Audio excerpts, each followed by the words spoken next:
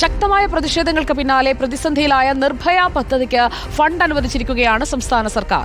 സർക്കാർ നിയന്ത്രിത അഭയകേന്ദ്രങ്ങളിലെ പോക്സോ അതിജീവിതകളായ പെൺകുട്ടികൾക്ക് അലവൻസ് മുടങ്ങിയെന്ന് റിപ്പോർട്ട് നേരത്തെ ഗുഡ് ഈവനിംഗ് വിത്ത് സുജയ പാർവതിയിൽ തന്നെ റിപ്പോർട്ട് ചെയ്തിരുന്നു. ഇപ്പോൾ അതിൽ നടപടിയായിരിക്കുന്നു എന്നുള്ളത് ഈ ദേശീയ ബാലികാ ദിനത്തിലെ മറ്റൊരു സന്തോഷമാണ്.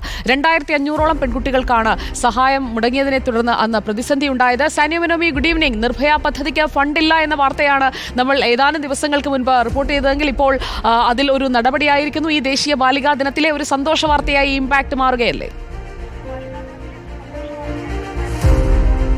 അങ്ങനെ തന്നെ വേണം സുജയ കരുതാൻ. അതായത് സംസ്ഥാനത്തെ 13 ജില്ലകളിലാണ് ഈ ഒരു നിർഭയ കേന്ദ്രങ്ങൾ പ്രവർത്തിച്ചിരുന്നത്.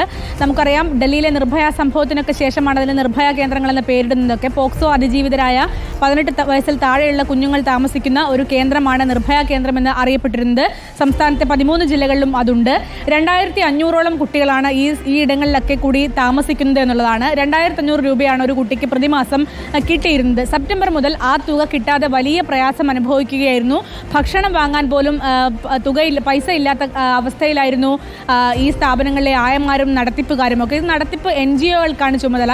NGOകൾക്ക് പണം കൊടുത്ത് അതിനുശേഷം നടത്തിപ്പ് നടത്തുകയാണ് ചെയ്യാറ്. പക്ഷേ പണം കിട്ടാതായതോടുകൂടി വലിയ പ്രതിസന്ധി ഉണ്ടായി. ഇവരുടെ പഠനാവശ്യങ്ങൾ, അതുപോലെ വായനകൾ, അങ്ങനെ TV കാണൽ, ഭക്ഷണം കഴിക്കൽ, എല്ലാ തരത്തിലുള്ള പ്രാഥമിക ആവശ്യങ്ങൾക്കുമുള്ള തുകയായാണ് ഒരു കുട്ടിക്ക് മാസം 2500 രൂപ അനുവദിച്ചിരുന്നത്. പക്ഷേ അത് സെപ്റ്റംബർ മുതൽ മുടങ്ങിയതോടുകൂടി വലിയ പ്രതിസന്ധി ഉണ്ടായി. പക്ഷേ നമ്മൾ വാർത്ത റിപ്പോർട്ട് ചെയ്ത് പെട്ടെന്ന് തന്നെ അതിനൊരു പരിഹാരം ഉണ്ടായിരിക്കുന്നു എന്നുള്ളതാണ്. എല്ലാ കേന്ദ്രങ്ങൾക്കും 13 കേന്ദ്രങ്ങൾക്കും ഇപ്പോൾ പണം കിട്ടിയിരിക്കുന്നു എന്നുള്ളതാണ് ഈ നിർഭയ സെല്ലിൻ്റെ കോർഡിനേറ്റർ നമ്മളോട് പറയുന്നത്.